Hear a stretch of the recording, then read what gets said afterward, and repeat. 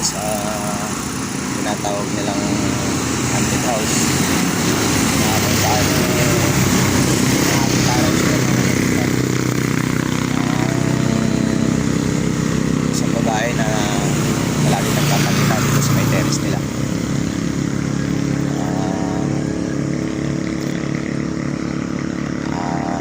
Baka ito raw yung dahilan kung bakit sunod-sunod yung aksidente dito sa may tapat namin. Last year lang bago mag alas 12 ng gabi may aksidente rito kapatid.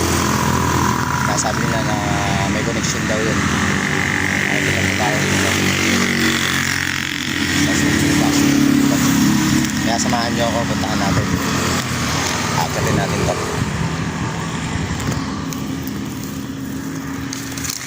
Ayan siya, ayan yung itsura niya. Ang oras natin ay 10:57 PM ng gabi. Ay itsura niya. Pwede natin akyatin to. Ano ba yung meron dito sa tinatawag nilang haunted house na to? Kaya samahan nyo ako, guys.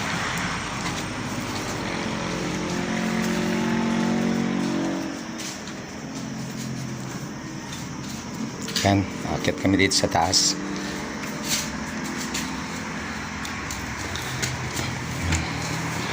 Ito pala itsura ng taas na ito.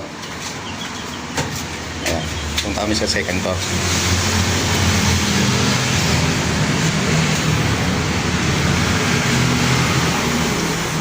Ito yung mga kwarto dito sa taas. Halata yung kalumaan niya na. Napakadumi. Yung mga kisame, kaya mga bintana sira. Dito naman sa kabila. Oh.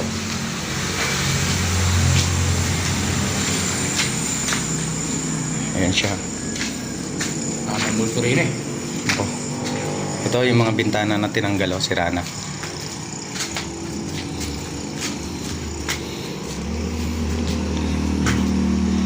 May kasama ako na umakyat dito. Kaya wala na talaga siyang bubong. Ayan.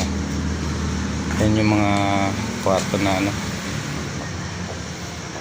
Wala nang bubong. Kaya dito tayo sa kabila. Ayan, alas 11 na. Ito, ito natin itong daan dito.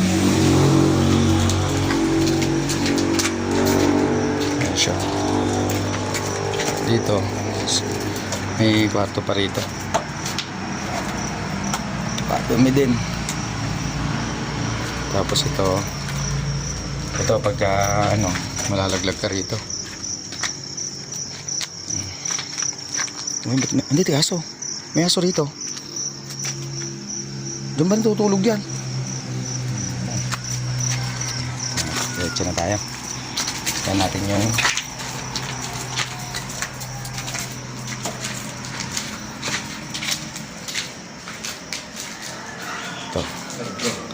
Ayan, mamaya na yan. Dito muna tayo sa terrace. Ayan o. Masyado.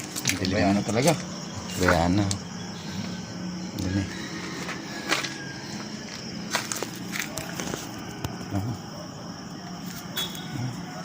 Dito.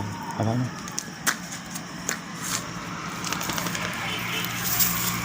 Ito yung sinasabi nilang ano. Yung sinasabi nilang lugar na naisitaan daw nila ng nakatayong babae.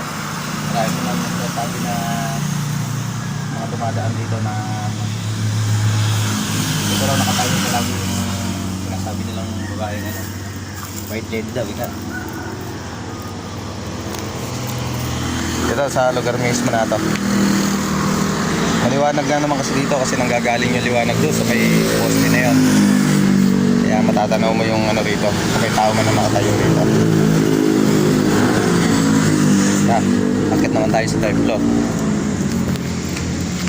Paparanggal dito lagi. Oo. Ito naman yung ano, akit sa 10th floor.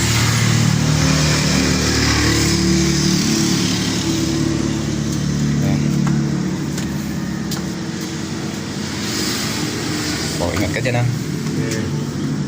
Clearing yan. Mamatay ka lang naman pag nahulog ka dyan. Ito yung pangalawang ano tawag dito? Third floor na to. Third floor na to. Nakatakpan na. Pinakataas to. Yan yung mga ano niya. Wala na talaga siyang bubong. Tapos yung mga sanga na akasya, ayan o.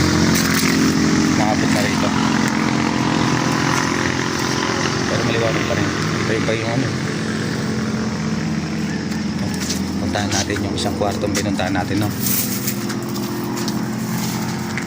Ay, nakasunod yung aso sa atin, no? Mabantay yan. Ito yung isang kwarto namin. Ayan nyo, yung mga bintana. Pero wala na talaga siyang bubong. Sukat. Madamo na, tinubuo na siya ng damo. May ulupong pa dyan, may asa. Ayan o, mga damo yan. Open na siya rito. Ano ba ito mga to? Bakal yan. Bakal ano? Yung pinagtanggalan siya ng ano. Ayun o, tinubuo na ng damo. Ayun na sila. Hop, ano yun? Ilaw mo ngayon? Ano yan? Ang naman yan dyan, anong babae? Headband. Oh, putya. Ang babae ito ah. Nako. Mukhang May pupunta rin ng babae rin eh. mukhang hindi ayos yung Nakagawa na rin. mukhang hindi ayos yung pakiramdam ko rito ah. Ito naman yung CR na sira na. Wala na rin siyang bubong ah. Dumi din ano. Nahanap ko naman. May bintana naman siya doon. May salamin ko. Ayun na. Baba na tayo. Pakiramdam ko rito sa kwarto na to. Nagkaroon ng ganyan dyan. Marami pumunta rin yung gimhap mo. Baba na po kami. Ikaw na muna. Makitid kasi yung hagdan dito kaya Sinisin pang hagdan. oh, Delikado rin. delikado. Huwag rin eh, pagka na mali ng ano rin. Baba na po kami. Pati yung aso nakasunod sa amin. Tanda lang. Thank you May manok pa ako. sa panonood. May manok pa rin eh. Ayun yung terrace na pinuntahan ko kanina. At may manok dyan. Pwede na tinola yan. Nangyari na rin. Masarap sa tinola yan. Ngayon sabi. Oh. Ayun, kasama ko. Bumaba na kami. Ayun yung hagdan na pinuntahan namin.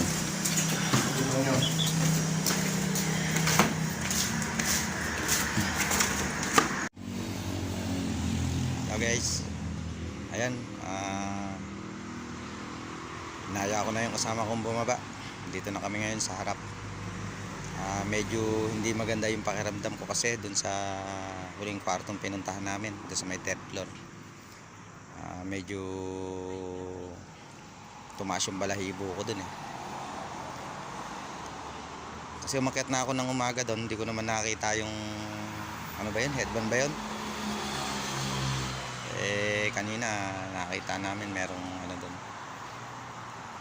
Siguro nagkataon lang pero hindi maganda pakiramdam ko doon. Parang kinalabutan ako doon. Siguro nga totoo yung sinasabi ng mga taong napapadaan dito na napapatayin dito sa may taas. Ayun, dito ako sa harap ngayon eh. Kung ano man yung dahilan niya kung bakit siya andyan dyan,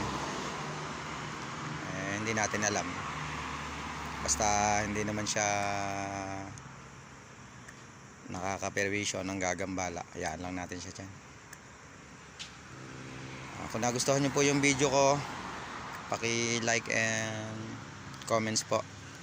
Tsaka paki-subscribe na rin po yung YouTube channel ko. Thank you so much sa panonood. Bye bye.